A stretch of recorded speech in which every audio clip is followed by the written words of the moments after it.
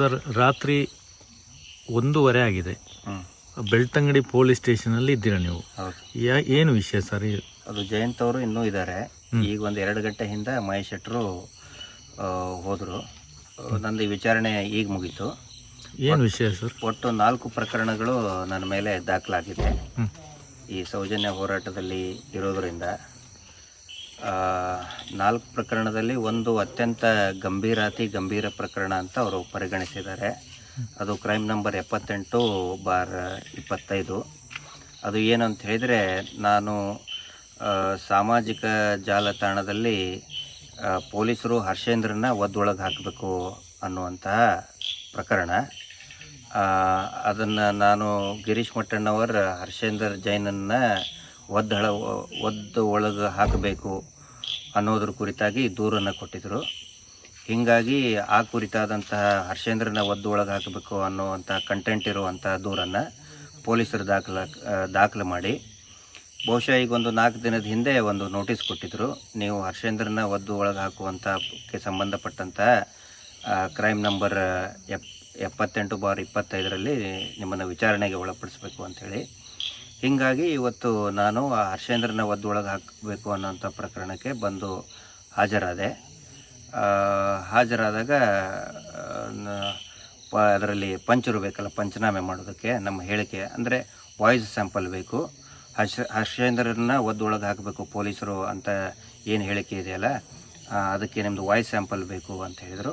ಆಯಿತು, ಹರ್ಷೇಂದ್ರನ್ನ ಒದ್ದೊಳಗೆ ಹಾಕಬೇಕು ನಾನು ಅದು ಅಂದಿದ್ದಂಥ ಆ ಪ್ರಕರಣದಲ್ಲಿ ನಾನು ವಾಯ್ಸ್ ಸ್ಯಾಂಪಲ್ ಕೊಡ್ತೀನಿ ಅಂತ ಹೇಳಿದೆ. ನಮ್ಮ ಜೊತೆಗೆ 2 ಪಂಚರು ಇದ್ದರು, ಪಂಚ ವಿಟ್ನೆಸ್ ಸಾಕ್ಷಿದಾರ ಇದ್ದರು. ಅದರಲ್ಲಿ ಅವರಿಗೆ ಕೇಳಿದರು, ಹರ್ಷೇಂದ್ರನ ಕ್ರೈಮ್ ನಂಬರ್ 78/25 ಹರ್ಷೇಂದ್ರನ ಒದ್ದು ಒಳಗೆ ಹಾಕಬೇಕು ಅಂತ ಅಂದಂಥ ಪ್ರಕರಣದಲ್ಲಿ ನೀವು ಪಂಚ ಸಾಕ್ಷಿ ಆಗ್ತೀರಾ ಅಂತ ಕೇಳಿದಾಗ, ಹೌದು, ಹರ್ಷೇಂದ್ರನ ಒದ್ದು ಒಳಗೆ ಹಾಕಬೇಕು ಅನ್ನೋಂಥ ಪ್ರಕರಣದಲ್ಲಿ ನಾವು ಸಾಕ್ಷಿ ಆಗ್ತೀವಿ ಅಂತ ಹೇಳಿದರು. ಇನ್ನೊಬ್ಬ 2ನೇ ಪಂಚರಿಗೂ ಕೂಡ ಅದನ್ನೇ ಕೇಳಿದರು, ನೀವು ಹರ್ಷೇಂದ್ರನ ಒದ್ದು ಒಳಗೆ ಹಾಕೋ ಪ್ರಕರಣದಲ್ಲಿ ಕ್ರೈಮ್ ನಂಬರ್ 78ರಲ್ಲಿ ಸಾಕ್ಷಿ ಆಗ್ತೀರಾ ಅಂದಿದ್ದಕ್ಕೆ ಅದಕ್ಕೆ ಇನ್ನೊಬ್ಬರು ಪಂಚರು ಹೇಳಿದರು, ಹೌದು, ಹರ್ಷೇಂದ್ರನ ಒದ್ದು ಒಳಗೆ ಹಾಕಬೇಕು ಪೊಲೀಸರು ಅನ್ನೋ ಪ್ರಕರಣದಲ್ಲಿ ನಾವು ಪಂಚರು ಆಗಿ ಸಹಿ ಮಾಡ್ತೀವಿ, ಸಹಕಾರ ಕೊಡ್ತೀವಿ ಅಂತ ಹೇಳಿದರು. ಅದಾದಮೇಲೆ ನನಗೆ ಕೇಳಿದರು, ನೀವು ಹರ್ಷೇಂದ್ರನ ಒದ್ದೊಳಗೆ ಹಾಕಬೇಕು ಅನ್ನೋ ಪ್ರಕರಣದಲ್ಲಿ ನೀವು ವಾಯ್ಸ್ ಸ್ಯಾಂಪಲ್ ಕೊಡ್ತೀರಾ ಅಂತ ಕೇಳಿದರು. ಅದಕ್ಕೆ ನಾನು ಹೇಳಿದೆ, ಅದಕ್ಕೆ ಕೋರ್ಟಿನ ಆದೇಶ ಬೇಕಾಗುತ್ತಲ್ಲ ವಾಯ್ಸ್ ಸ್ಯಾಂಪಲ್ ಕೊಡಬೇಕಾದ್ರೆ, ಯಾಕಂದರೆ ಅಗೇನ್ಸ್ಟ್ ಕಾನ್ಸ್ಟಿಟ್ಯೂಷನ್ ಆಗುತ್ತೆ. ನಮ್ಮ ವಿರುದ್ಧ ನಾವೇ ಹೇಳಿಕೆ ಕೊಡೋದು ಅಗೇನ್ಸ್ಟ್ ಕಾನ್ಸ್ಟಿಟ್ಯೂಷನ್ ಆಗುತ್ತೆ. ಅದಕ್ಕೆ ಕೋರ್ಟ್ ಆರ್ಡ್ರ್ ಇದೆಯಾ, ಹರ್ಷೇಂದ್ರನ ಒದ್ದೊಳಗೆ ಹಾಕಬೇಕು ಅಂತ ಕಂಟೆಂಟ್ ಇರುವಂಥ ಇದರಲ್ಲಿ ಕೋರ್ಟ್ ಆರ್ಡ್ರ್ ಇದೆ ಅಂದಿದ್ದಕ್ಕೆ ಅವರು ಕೋರ್ಟ್ ಆರ್ಡ್ರ್ ತೋರಿಸಿದರು. ಹರ್ಷೇಂದ್ರನ ಒದ್ದೊಳಗೆ ಹಾಕಬೇಕು ಅನ್ನೋ ಇದರಲ್ಲಿ ಕ್ರೈಮ್ ನಂಬರ್ 78ರಲ್ಲಿ ಕೋರ್ಟ್ JMFC ಬೆಳ್ತಂಗಡಿದ್ದು ಕೋರ್ಟ್ ಆರ್ಡ್ರ್ ತೋರಿಸಿದರು. ನಾನು ಆಯಿತು ಅಂತ ಹೇಳಿದೆ. ಅದಾದಮೇಲೆ ನೀವು 3 ಸಾರಿ ಇದನ್ನು ಓದಬೇಕು ವಾಯ್ಸ್ ಸ್ಯಾಂಪಲ್ಗೂ, ಯಾಕಂದರೆ ಪದ್ಧತಿ ಹಾಗೆ ಇರ್ತದೆ, ರೆಕಾರ್ಡು ಅಂದರೆ 3 ಸಾರಿ ರೆಕಾರ್ಡಿಂಗ್ ಮಾಡಬೇಕು. ಅದರಲ್ಲಿ ಬರೆದಿದ್ರು ಅವರು, ಪೊಲೀಸರು ಹರ್ಷೇಂದ್ರನ ಒದ್ದೊಳಗೆ ಹಾಕಬೇಕು ಅಂತ ಅವ್ರು ಹೇಳಿದರು. ನಾನು ಅಂದೆ, ಹೌದು, ಅಂದರೆ ಪೊಲೀಸರು ಹರ್ಷೇಂದ್ರನ ಒದ್ದೊಳಗೆ ಹಾಕಬೇಕು ಅಂತ ಅಂದೆ. ಬೀಪ್ ಸೌಂಡ್ ಬಂತು, ಸ್ಟಾಪ್ ಅಂದರು. ನೆಕ್ಸ್ಟ್ ಇನ್ನೊಂದು ಸಾರಿ ಹೇಳಿದರು, ಹರ್ಷೇಂದ್ರನ ಒದ್ದೊಳಗೆ ಹಾಕಬೇಕು ಅನ್ನೋದನ್ನು ಮತ್ತೆ ಕೊಟ್ಟರು ಓದೋಕ್ಕೆ. ಮತ್ತು ನಾನು ಹೇಳಿದೆ, ಪೊಲೀಸರು ಹರ್ಷೇಂದ್ರನ ಒದ್ದೊಳಗೆ ಹಾಕಬೇಕು ಅಂತ 2 ಸಾರಿ ಆಯಿತು. 3ನೇ ಸಾರಿ ಹೇಳಿ ಅಂದರು. ಪೊಲೀಸರು ಹರ್ಷೇಂದ್ರನ ಒದ್ದೊಳಗೆ ಹಾಕಬೇಕು ಅಂತ ಕೊಟ್ಟಿದ್ದರು. ಮತ್ತು ನಾನು ಓದಿದೆ, ಪೊಲೀಸರು ಹರ್ಷೇಂದ್ರನ ಒದ್ದೊಳಗೆ ಹಾಕಬೇಕು ಅಂಥೇಳಿ.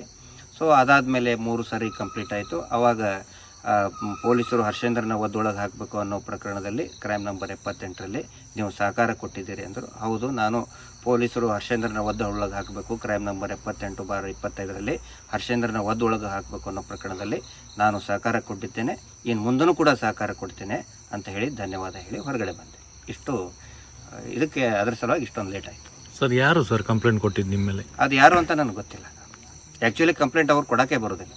ಬೇರೆ 3 ಕಂಪ್ಲೇಂಟ್ ಹಿಂಗೆ ಆ ಬೆನಕ ಹಾಸ್ಪಿಟಲ್ಲಿ ಆ ಸುವರ್ಣ ನ್ಯೂಸಲ್ಲಿ ಸುಳ್ಳು ಪ್ರಸಾರ ಮಾಡ್ತಿದ್ರು. ಜನ ಅವ್ರನ್ನು ಭಾಳ ಉದ್ರೇಕಗೊಂಡು ಅವ್ರ ಮೇಲೆ ಹೋಗಿದ್ರು. ಅವ್ರನ್ನ ಸೈಡಿಗೆ ಒಳಗಡೆ ಕುಡಿಸಿ ನೀರೆಲ್ಲ ಕುಡಿಸಿ ಅವ್ರನ್ನ ಆರೈಕೆ ಮಾಡಿ ಅವ್ರನ್ನ ಟೆಸ್ಟ್ ಮಾಡಿಸಿ ಕಳಿಸಿದ್ದು ನಾನು, ಮಹೇಶ್ ಶೆಟ್ಟಿ ತಿಮ್ಮರುಡಿ ಅವರು. ನಾವೇ ಹಲ್ಲೆ ಮಾಡೀವಿ ಅಂತೇಳಿ ಸುಳ್ಳು ಒಂದು ಕೊಟ್ಟಿದ್ದಾರೆ. ಹುಬ್ಬಳ್ಳಿ ಜೈನರಿಗೆ ನಾನು ಯಾವಾಗಂದೆ ಅಥವಾ ಜೈನ್ ಧರ್ಮಕ್ಕೆ ಯಾವಾಗಂತೆ ನನಗೆ ಗೊತ್ತಿಲ್ಲ. ಅಜಿತ್ ಜೈನಿಗೆ ಅಂದಿದ್ದಕ್ಕೆ ಅದೇ ಸುವರ್ಣ ಚಾನಲ್ ಅಜಿತ್ ಜೈನ್ ಮೇಲೆ ಕೇಸ್ ರಿಜಿಸ್ಟರ್ ಮಾಡಿದ್ದಕ್ಕೆ ಹುಬ್ಬಳ್ಳಿಯಲ್ಲಿ ನಾನು ಜೈನ್ ಧರ್ಮಕ್ಕೇನೋ ಯಾವತ್ತಿಗೂ ನಾ ಯಾವ ಧರ್ಮಕ್ಕೂ ಬೈದವನಲ್ಲ, ಅದು ಕೂಡ ಒಂದು ಫೇಕ್ ಕೇಸ್ ಮಾಡಿದ್ದಾರೆ. ಆಮೇಲೆ ಇನ್ನೊಂದು ಬೆನಕ ಹಾಸ್ಪಿಟಲ್ಲಿ ನಾವು ಗುಂಪು ಅಕ್ರಮ ಕೂಟ ಸೇರಿಸಿದ್ವಿ ಅಂತೇಳಿ ಆ ಜನಗಳನ್ನು ಶಾಂತಿಯುತವಾಗಿ ನಿರ್ಗಮ ಮಾಡೋದಕ್ಕೆ ಪೊಲೀಸರಿಗೆ ಸಹಕಾರ ಕೊಟ್ಟವು. ನಾನು ಮಹೇಶ್ ಶೆಟ್ಟಿ ತಿಮ್ಮರೋಡಿಯವರು ಮತ್ತು ನಮ್ಮ ಜೊತೆಗಿರುವಂಥ ನಮ್ಮ ಕೋಟ್ಯಾನವರು ಬಂದಿದ್ದರು, ಎಲ್ಲರೂ ಸಹಕಾರ ಮಾಡಿದ್ದೀವಿ.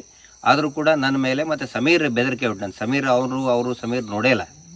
ಸುಮ್ಮನೆ ಸಮೀರ್ ಅಂತಲ್ಲಿ ಈಗ ಸಂಚಾರಿ ಸ್ಟುಡಿಯೋ ಆದ ನಿಮಗೆ, ಆನಂತರ ಕೂಡ್ಲಾರಾಮ್ ಪೇಜ್ ಅವ್ರಿಗೆ, ಅಭಿ ಅವ್ರಿಗೆ ಮತ್ತು ಸೋಹನ್ ಅವ್ರಿಗೆ, ಪ್ರಮೋದ್ ಅವ್ರಿಗೆ ಉಪಚಾರ ಆರೈಕೆ ಹೆಂಗಿದೆ ಅಂತ ಗಾಬರಿಯಾಗಿ ಬಂದಿದ್ದಾನೆ.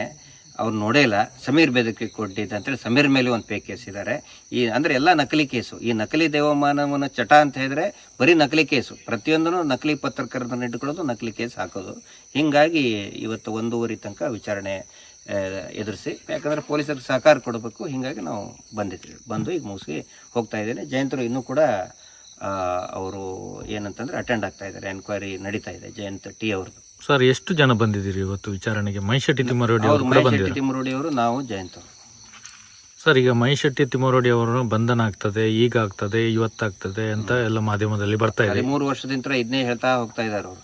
ಬಂಧನ ಆಗುತ್ತೆ ಸರ್? ಬಂಧನ ಯಾಕೆ ಆಗ್ತದೆ? ಆ ಬಂಧನ ಆಗುವಂಥದ್ದು ಏನು ಮಾಡಿದ್ದಾರೆ ಅವರು? ಮೊನ್ನೆ ವಿಧಾನಸೌಧದಲ್ಲೇ ಸುಳ್ಳು ಹೇಳಿಸಿದ್ರಲ್ಲ. ವಿಧಾನಸೌಧ ಸದನದಲ್ಲಿ ಸುರೇಶ್ ಕುಮಾರ್ ಅಂತ ಬಹಳ ಪ್ರಜ್ಞಾವಂತ ಅಂದ್ಕೊಂಡಿದ್ವಿ ನಾವು. ಆದರೆ ಅವರು ಹೆಬ್ಬೆಟ್ ಸುರೇಶ್ ಕುಮಾರ್ ಆದರು. ಹೆಬ್ಬೆಟ್ ಅಂತ ಹೇಳಿದ್ರೆ ಅನಕ್ಷರಸ್ಥರು ಕೂಡ ಹಸಿ ಸುಳ್ಳು ಹೇಳಂಗಿಲ್ಲ, ಇದ್ದಂಗೆ ಹೇಳ್ತಾರೆ. ಅನಕ್ಷರಸ್ಥರು ಭಾಳ ಮುಗ್ದಿರ್ತಾರೆ. ಇವರು ಆ ಹೆಬ್ಬೆಟ್ ಮಂಜ ಅಂತ ಹೇಳಿ ಒಬ್ಬ ರೌಡಿ ಶೀಟರ್ ಇದ್ದಾನೆ. ಈಗ ನನಗೆ ಭಯ ಅಂತ ಹೇಳಿದ್ರೆ ಅಷ್ಟೊಂದು ಹೆಸರಿರುವಂಥ ಶಾಸಕರು ಸುರೇಶ್ ಕುಮಾರ್ ಅವರಿಗೆ ಆ ಹೆಬ್ಬೆಟ್ ಮಂಜಂದು ಏನು ಬಿರುದು ಇದೆಯಲ್ಲ, ಜನ ಎಲ್ಲಿ ಅವರಿಗೆ ಹೆಬ್ಬೆಟ್ ಸುರೇಶ್ ಕುಮಾರ್ ಅಂತಾರಂತ ಕರೀತಾರಂತ ಭಯ ನನಗೆ ಕಾಡ್ತಾ ಇದೆ. ಯಾಕಂದರೆ ಒಳ್ಳೆ ಹೆಸರು ಮಾಡಿದವರು, ಅವ್ರ ಬಗ್ಗೆ ಭಾಳ ಗೌರವ ಇದ್ದವರು. ಆ 2 ವರ್ಷದ್ದು ವಿಡಿಯೋ, ಅದು ಹರೀಶ್ ಪುಂಜಾ ಹೇಳಿದ್ದಕ್ಕೆ ರೆಫರೆನ್ಸಿಗೆ ಮಾತಾಡಿದ್ದಕ್ಕೆ ಸುರೇಶ್ ಕುಮಾರ್ ಜಿಗದ್ ಮಾತಾಡ್ತಾ ಇದ್ದಾರೆ, ಗಂಟ್ಲು ಹರ್ಕೊಳ್ಳೋಂಗೆ ಹೇಳ್ತಾ ಇದ್ದಾರೆ. ಒಂದು ಅತ್ಯಾಚಾರಿ ಕುಟುಂಬವನ್ನು ರಕ್ಷಣೆ ಮಾಡೋದಕ್ಕೆ ಇವತ್ತು ಇಡೀ ವಿಧಾನಸೌಧ ನಿಂತಿದೆ ಅಂತ ಹೇಳಿದ್ರೆ ಬಹುಶಃ ಇಂಥ ಕರಾಳ ದಿನ ಈ ರಾಜ್ಯ ನೋಡಿರಲಿಕ್ಕಿಲ್ಲ. ಅದಕ್ಕೆ ಜನಸಾಮಾನ್ಯರು ಎದ್ದೇಳಬೇಕು, ಜನ ಜಾಗೃತರಾಗಬೇಕು ಅಂತ ನಾನು ವಿನಂತಿ ಮಾಡ್ಕೋತೀನಿ. ಸರ್, SIT ತನಿಖೆ ಹೇಗೆ ನಡೀತಾ ಇದೆ? ಇನ್ನು ಈಗಾಗಲೇ ಭೀಮನನ್ನು ಕರ್ಕೊಂಡೋಗಿ ಹೂತಾಕಿರೋ ಜಾಗ ತೋರಿಸೋದು ಎಲ್ಲ ಮುಗಿದೋಗಿರ್ಬೋದಾ? ಅಲ್ಲ, ಇನ್ನೂ ಸಾಕಷ್ಟಿದೆ ನೋಡಿ. ಅದು SITನೇ ತೀರ್ಮಾನ ಮಾಡ್ತದೆ, ನಾವು ಹೇಳೋಕ್ಕಾಗಲ್ಲ. ನಾನು ಒಬ್ಬ ಜನಸಾಮಾನ್ಯನಾಗಿ ಅಭಿಪ್ರಾಯ ಹೇಳ್ಬೋದು ಅಷ್ಟೇ. SITದವರು ಚೆನ್ನಾಗೇ ಮಾಡ್ತಾ ಇದ್ದಾರೆ. FSL ರಿಸಲ್ಟ್ ಬರಲಿಕ್ಕೆ ಎಷ್ಟು ಸಮಯ ಆಗ್ಬೋದು ಸರ್? ಗೊತ್ತಿಲ್ಲ, ನಾನು ಮೇ ಬಿ 1 ವಾರನೂ ಆಗ್ಬೋದು, 10 ದಿನ ಆಗ್ಬೋದು, ನನಗೆ ಅಷ್ಟೊಂದು ಐಡಿಯಾ ಇಲ್ಲ. ಸರ್, ಜಯಂತ್ ಅವರ ವಿಚಾರಣೆ, ಅವ್ರದ್ದು ಕೂಡ ಅದೇ ಕೇಸ್ ಬಗ್ಗೆ? ಇವೇ ಫೇಕ್ ಕೇಸ್. ಯಾವ ಬೇಕಾದ್ರೂ, ಯಾವಾಗ ಗೊತ್ತಿಲ್ಲ ನಮ್ಗೆ, ಯಾವ ಟೈಮಿಗೆ ಏನು ಹಾಕ್ತಾರೋ ಒಟ್ಟು ಹಾಕ್ತಾ ಇರ್ತಾರೆ. FIR ಹಾಕೋದು ಅಂತ ಹೇಳಿದ್ರೆ ಒಂಥರ ಅವ್ರು ಸಲೀಸಾಗಿಬಿಟ್ಟಿದೆ. ಸರಿ ಸರ್, ಓಕೆ, ಸರಿ, ಥ್ಯಾಂಕ್ ಯು.